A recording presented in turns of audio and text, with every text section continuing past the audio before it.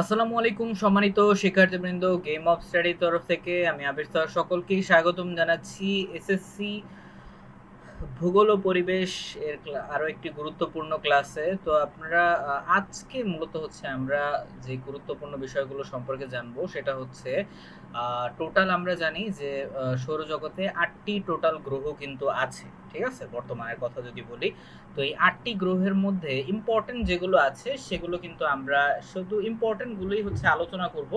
আর যেগুলো যেগুলো আমি লাইন মার্ক করব তা সেগুলো আপনারাও হচ্ছে আপনাদের বোর্ড বই কিন্তু মার্ক করে রাখেন, যেটা আপনাদের জন্য অনেক বেশি ভালো হবে, ঠিক আছে। কারণ এগুলো আপনাদের অনেক এক্সামেই কিন্তু আসে, হ্যাঁ, আপনার বোর্ড এক্সাম হোক কিংবা টেস্ট পরীক্ষা হোক বা সিটি এক্সাম হোক, যেটাই হোক না কেন, হ্যাঁ। আচ্ছা, তো শুরুতেই আমরা আসতেছি যে বুধ। বুধ যে গ্রহটা আসতেছে, বুধ গ্রহটা এটা আমরা কিন্তু ওই যে অলরেডি কিন্তু আমরা জানি এই যে বুধ গ্রহ কিন্তু সবার কাছের গ্রহ, তাই না? ওকে, এই যে বুধ গ্রহ। তো নরমাল ভাবে আমরা জানি, যদি আমাদের বলে যে সৌরজগতের বা সরি মানে পৃথিবীর সূর্যের সবচেয়ে নিকটতম যে গ্রহটা সেটা হচ্ছে কি বুধ গ্রহ, হ্যাঁ। আর সবচেয়ে বেশি মানে ক্ষুদ্রতম, হ্যাঁ। বুধ সৌরজগতের ক্ষুদ্রতম এবং হচ্ছে কি সূর্যের নিকটতম গ্রহ। ওকে, আচ্ছা। আর হচ্ছে সূর্য থেকে এর গড় দূরত্ব, এটা অনেক গুরুত্বপূর্ণ আছে।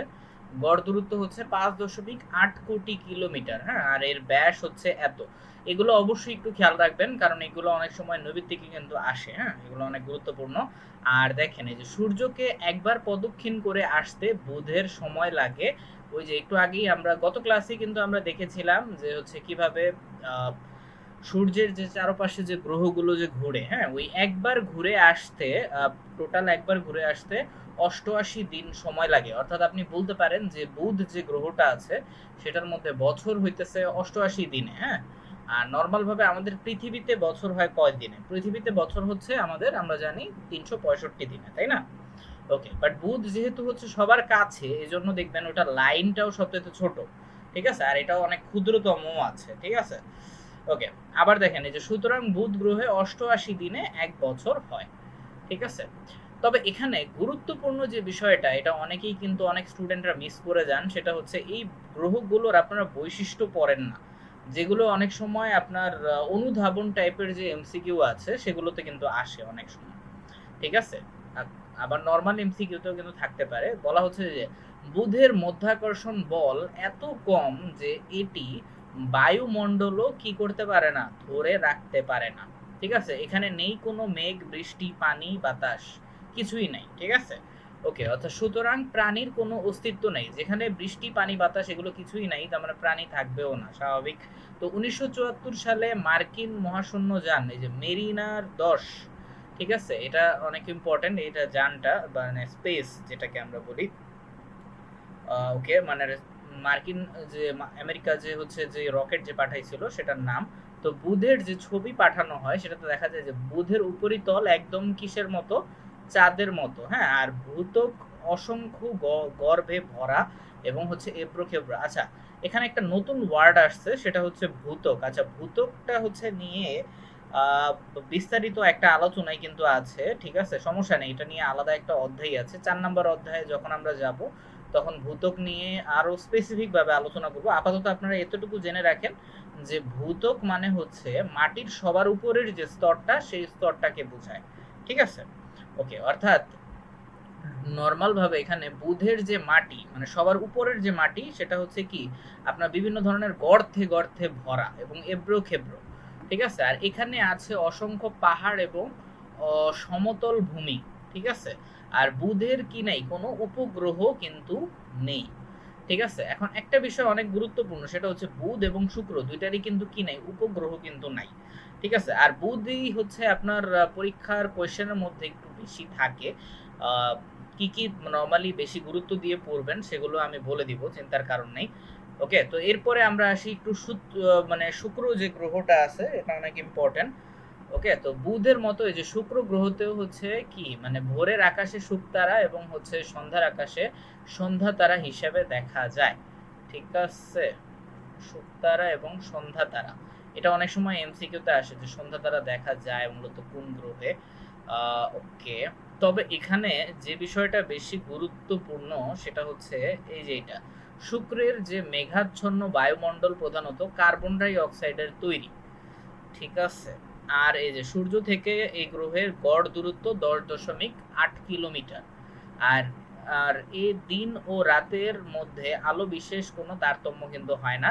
আর শুক্রের ব্যাস হচ্ছে এত, আর হচ্ছে এই যে যেটা খুবই গুরুত্বপূর্ণ, এই যে শুক্র ঘুরে আসতে সময় লাগে 225 দিন, অর্থাৎ 225 দিনে হচ্ছে 1 বছর হয়। আর এই শুক্রেরও কিন্তু কি নাই, উপগ্রহ কিন্তু নাই। ওকে, তো আশা করি আপনারা বুঝতে পেরেছেন। ওকে, আচ্ছা এবার আসি আমরা পৃথিবীতে, হ্যাঁ, যেটা খুবই গুরুত্বপূর্ণ। পৃথিবী অবশ্যই আপনারা পড়ে যাবেন, কারণ আমরা জানি যে আমরা হচ্ছে কোথায় আছি, পৃথিবীতেই কিন্তু আছি। পৃথিবী একমাত্র গ্রহ আছে যেটার মধ্যে কি মানুষ বসবাস কিন্তু করতে পারে, ঠিক আছে। যদিও অনেকে বলতেছেন যে, অনেকে এটা নিয়ে গবেষণা হয়েছিল বিজ্ঞানীদের মাঝে, যে মঙ্গলে হচ্ছে প্রাণীর অস্তিত্ব পাওয়া গিয়েছে কি যায় নাই, এটা নিয়ে এখনো কিন্তু গবেষণা চলতেছে, গবেষণা শেষ নেই। তো দেখা যাক যে ভূগোলবিদরা আসলে শেষমেশ কি বলে। যদি প্রাণের অস্তিত্ব থাকে তাহলে তো হচ্ছে আমরা জানতে পারবো ঠিকই, তাই না? আচ্ছা, তো পৃথিবীর বিষয়টা আমরা একটু আসি। তো পৃথিবী হচ্ছে যে সূর্যের তৃতীয় নিকটতম গ্রহ, কারণ বুধ শুক্রের পরই হচ্ছে কি পৃথিবীর অবস্থান। আর এই যে সূর্য থেকে পৃথিবীর গড় দূরত্ব হচ্ছে 15 কোটি কিলোমিটার, ঠিক আছে। আর ব্যাস হচ্ছে এত। পৃথিবী রিলেটেড ইনফরমেশন যেগুলো আছে সেগুলো কিন্তু অনেক অনেক গুরুত্বপূর্ণ, হ্যাঁ। আর সবচেয়ে বেশি গুরুত্বপূর্ণ যেটা, সেটা হচ্ছে এই যে এটা, এই যে পৃথিবী একবার সূর্যকে প্রদক্ষিণ করতে সময় নেয় 365 দিন, 5 ঘন্টা 48 মিনিট আর 47 সেকেন্ড, ঠিক আছে। এখন অনেকেই মনে একটা প্রশ্নে আসতে পারে, যারা এই প্রথম এইটা দেখছেন তাদের, সেটা হচ্ছে আমরা তো নর্মাল ভাবে জানি যে পৃথিবীতে বছর হয় হচ্ছে 365 দিনে, তাই না? তো এখন এই অতিরিক্ত 5 ঘন্টা 48 মিনিট আর 47 সেকেন্ড কোথা থেকে আসলো? আচ্ছা, এটারও একটা হচ্ছে বিষয় আছে, সমস্যা নেই, এটা যখন আমরা অধিবর্ষ নিয়ে আলোচনা করব তখন এই বিষয়টা আমি ক্লিয়ার করব, ঠিক আছে। আপাতত এটা একটু সাসপেন্স হিসেবে থাকুক, ওকে। আচ্ছা, কারণ অতিরিক্ত যে আনুমানিক এই 6 ঘন্টার মতো, এটা আসলে কেন হয়? আর যদি কেউ আপনারা জেনে থাকেন তাহলে হচ্ছে চাইলে আমাকে কমেন্ট করে জানাতে পারেন, ঠিক আছে। ওকে, তো দেখা যাক। আর সঠিক যারা কমেন্টে অ্যান্সার করবেন তাদেরকে হচ্ছে আমি অবশ্যই কমেন্টে লাভ রিয়েক্ট দিব, ওকে। আচ্ছা, তাহলে আমি মনে করব যে না, আপনারা হচ্ছে অনেক ভালো মতোই হচ্ছে আপনাদের প্রিপারেশন নিচ্ছেন, ওকে। আচ্ছা, তো তাই এই যে এখানে হচ্ছে 365 দিনে হচ্ছে 1 বছর হয়, ওকে। আর চাঁদ পৃথিবীর হচ্ছে একমাত্র উপগ্রহ, অর্থাৎ পৃথিবীর একমাত্রই উপগ্রহ আছে, সে একটি মাত্রই, সেটা হচ্ছে চাঁদ। আর হ্যাঁ, পৃথিবীর একমাত্র গ্রহ যার বায়ুমণ্ডলে প্রয়োজনীয় অক্সিজেন, নাইট্রোজেন, তারপরে হচ্ছে কি যে তাপমাত্রা রয়েছে এবং উদ্ভিদ জীবজন্তুর বসবাসের উপযোগী। একমাত্র এটাই গ্রহ আছে যেটা হচ্ছে কি মানে জীবের অস্তিত্ব কিন্তু পাওয়া যায়, আর হচ্ছে উদ্ভিদ জীবজন্তু ইত্যাদি বসবাসের জন্য উপযোগী, ঠিক আছে। আচ্ছা, আর শুধুমাত্র এই যে পৃথিবীতেই কি আছে, প্রাণের অস্তিত্ব আছে, ঠিক আছে। তো পৃথিবী রিলেটেড যে ইনফরমেশন গুলো যেগুলো আছে এগুলো অবশ্যই ভালো করে পড়বেন, কারণ সৃজনশীলেই সবচেয়ে বেশি এই পৃথিবী রিলেটেড ইনফরমেশন গুলো আপনাকে লিখতে বলে, ঠিক আছে। ওকে, অধিকাংশ সময় চিত্র দিয়ে দেয়, অনেক চিত্রের মধ্যে হচ্ছে বলা হয় যে এটার মধ্যে প্রাণের অস্তিত্ব কেন আছে, তারপরে হচ্ছে প্রাণের অস্তিত্ব আছে কি না, এই সেই, বা ওই গ্রহটার নাম কি, তৃতীয় গ্রহ যেটা সূর্যের, ঠিক আছে। তো আশা করি আপনারা বুঝতে পেরেছেন। তো পৃথিবীটা অবশ্যই ভালো করে পড়ে যাবেন, হ্যাঁ। আচ্ছা, এবারে আমরা যে বিষয়টা জানবো সেটা হচ্ছে আহ, এটা একটু দেখি যে মঙ্গল গ্রহের যেগুলো ইম্পর্টেন্ট সেগুলো আমি দেখাবো। মঙ্গলের সবগুলো বিষয় যে ইম্পর্টেন্ট তা কিন্তু না, হ্যাঁ, এটা অনেক গুরুত্বপূর্ণ যে এই গ্রহে দিন রাত্রির পরিমাণ পৃথিবীর প্রায় সমান, হ্যাঁ। আচ্ছা, আর এখানে এ দেখেন, মঙ্গল গ্রহের উপরিভাগে রয়েছে গিরিখাত এবং আগ্নেয়গিরি, ঠিক আছে। আচ্ছা, গিরিখাত বলতে কি আপনার সহজ ভাষায় বলে দিই, যদিও এটা হচ্ছে 4 নম্বর অধ্যায়ে অনেক বিস্তারিত আছে। তো আমি যা শর্টকাটে বলে দিই, গিরিখাত হচ্ছে নর্মাল ভাবে পাহাড়ি অঞ্চলে বা অনেক বড় বড় পাহাড় পর্বতের মধ্যে আপনারা দেখবেন যে অনেক ফাটল দেখা যায়, হ্যাঁ, মানে দুই পাহাড়ের মাঝে মানে একটা খালের মতো টাইপের হচ্ছে অনেক থাকে, ঠিক আছে, খাল, বা যেটাকে হচ্ছে নর্মালি আমরা কি বলি, গ্র্যান্ড ক্যানিয়নও কিন্তু বলতে পারি, ঠিক আছে, বা অনেকে ক্যানেলও কিন্তু বলে। তো এইটাকে নর্মাল ভাবে ওই গিরিখাত বলা হচ্ছে। আর আগ্নেয়গিরি মানে তো আমরা সকলেই জানি ভলক্যানো, হ্যাঁ।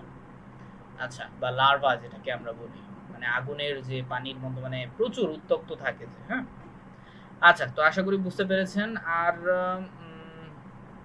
এখানে আমরা একটু দেখি যে মঙ্গলে ফোবাস আর ডিমস এই ২ টি উপগ্রহ কিন্তু আছে। ঠিক আছে? আর এখানে আর কিছু নাই তেমন একটা। হ্যাঁ, আর কিছু নাই। ওকে, তো এবার আমরা একটু আসি যে বৃহস্পতিটা অনেক সময় আসে পরীক্ষায়, কারণ এটা হচ্ছে কি আপনার সৌরজগতের সবচেয়ে বড় গ্রহ। ঠিক আছে? আর একে হচ্ছে গ্রহরাজ বলা হয়। আর নরমাল ভাবে মানে গ্রহদের রাজা আর কি, হ্যাঁ? আর তার সবচেয়ে বেশি জায়গা আছে আপনার এই গ্রহতে। ওকে, এই যে আয়তনে সবচেয়ে বড়, ১৩০০ গুণ বড়। ঠিক আছে? পৃথিবীর চাইতেও হচ্ছে কি ১৩০০ গুণ বড়। আর এটি সূর্য থেকে প্রায় এত কোটি কিলোমিটার দূরে আছে। ঠিক আছে? মানে প্রচুর দূরে কিন্তু আছে। আর বৃহস্পতি বায়ুমণ্ডল হাইড্রোজেন এবং হিলিয়াম গ্যাস দিয়ে তৈরি। ঠিক আছে? আচ্ছা, আর বায়ুমণ্ডলের উপরিভাগে তাপমাত্রা খুবই কম এবং অভ্যন্তরে তাপমাত্রা কিন্তু অত্যন্তই বেশি। যেমন হচ্ছে যে ৩০,০০০ ডিগ্রি সেলসিয়াস। আর সূর্যকে একবার প্রদক্ষিণ করতে বৃহস্পতির সময় লাগে ৪,৩৩১ দিন। তার মানে আপনারা বুঝতেই পারতেছেন যে এই দিনে হচ্ছে আপনার বৃহস্পতিতে বছর হচ্ছে। ঠিক আছে? ওকে, অনেকেই হচ্ছে এটা অবাক হয়ে গেছেন দেখে।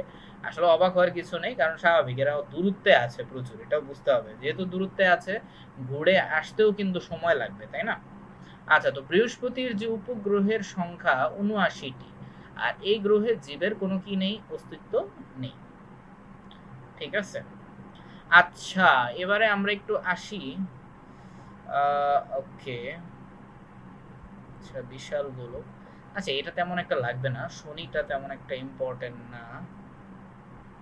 আচ্ছা, ইউরেনাস সৌরজগতের তৃতীয় বৃহত্তম গ্রহ। ওকে, এটার টোটাল উপগ্রহ কয়টা আছে এগুলো অনেক ইম্পর্টেন্ট। ঠিক আছে? আপনার উপগ্রহগুলো সবচেয়ে ভালো করে পড়বেন। ঠিক আছে? এগুলোর দূরত্ব তেমন একটা ইম্পর্টেন্ট না।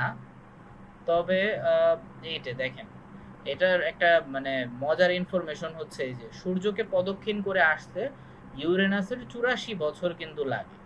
ঠিক আছে? আবার নেপচুন যেটা অর্থাৎ সবার লাস্টে যেটা আছে, অষ্টম যে গ্রহটা, শেষ গ্রহটা, এটা লাগে একবার প্রদক্ষিণ করতে ১৬৫ বছর লাগে। অর্থাৎ আপনি বলতে পারেন যে পৃথিবীর ১৬৫ বছর হচ্ছে নেপচুনের ১ বছর। বুঝা গেছে? ওকে। আর ভূগোলের যে ব্যাপারটা আছে, ভূগোলে আপনারা হচ্ছে সবসময় চেষ্টা করবেন হচ্ছে আপনারা ইন্টারেস্ট নিয়ে পড়ার। ঠিক আছে? অনেক সময় সবকিছু জানার জন্য পড়বেন, তাহলে দেখবেন পড়ার মাঝে একটা ইন্টারেস্ট জাগবে। ঠিক আছে? শুধু যদি পরীক্ষায় পাশের জন্যই যদি পড়েন, তাহলে কিন্তু আসলে কোনো কিছু শিখতে পারবেন না। এটা সত্যি কথা। ইনফরমেশন গুলো পড়লেও দেখা যাবে পরীক্ষার আগ পর্যন্ত পড়ে আর মনে থাকবে না। ওকে? তো অবশ্যই আপনার ভূগোল থেকে অনেক কিছু জানার আছে আমাদের সকলেরই। ওকে? তো এগুলো অবশ্যই নিজে, নিজে ভালো করে কয়েকবার রিভাইজ দিলে কিন্তু হয়ে যাবে। ওকে? তো গুরুত্বপূর্ণ ইনফরমেশন গুলো আমি দাগিয়ে দিলাম। আর যেগুলো ইম্পর্টেন্ট ছিল, তো আশা করি আপনারা কয়েকবার একটু রিভাইজ করবেন অবশ্যই। তাহলে আপনাদের আর সমস্যা হবে না। ঠিক আছে? ওকে, সো নেক্সট ক্লাসে হচ্ছে আমরা এই গুরুত্বপূর্ণ রেখা, নেক্সট ক্লাসটা অনেক অনেক গুরুত্বপূর্ণ হবে, কারণ অনেকেরই হচ্ছে কি বলে রেখাগুলো নিয়ে অনেক অনেক সমস্যা হয়। ইনশাল্লাহ আমি চেষ্টা করব যে একই ক্লাসে অনেক সবগুলো রেখা একসাথে নিয়ে আলোচনা করতে। তো খুব সহজেই আমরা হচ্ছে এক্সপ্লেন করে দেওয়ার চেষ্টা করব ওই ক্লাসটাতে আমি। ওকে, সো এই ছিল আজকের ক্লাস। ইনশাল্লাহ পরবর্তী ক্লাসে হচ্ছে আমরা আরো গুরুত্বপূর্ণ বিষয় সম্পর্কে জানবো।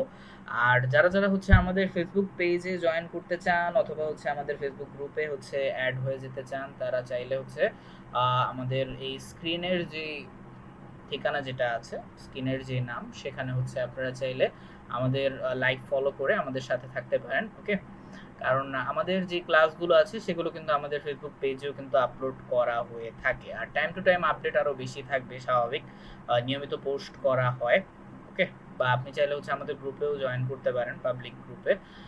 ওকে, সো আমি আবির স্যার তাহলে আজ এখান থেকে বিদায় নিচ্ছি। ইনশাল্লাহ পরবর্তী ক্লাসটা অনেক ইম্পর্টেন্ট রইল, গুরুত্বপূর্ণ রেখার উপর।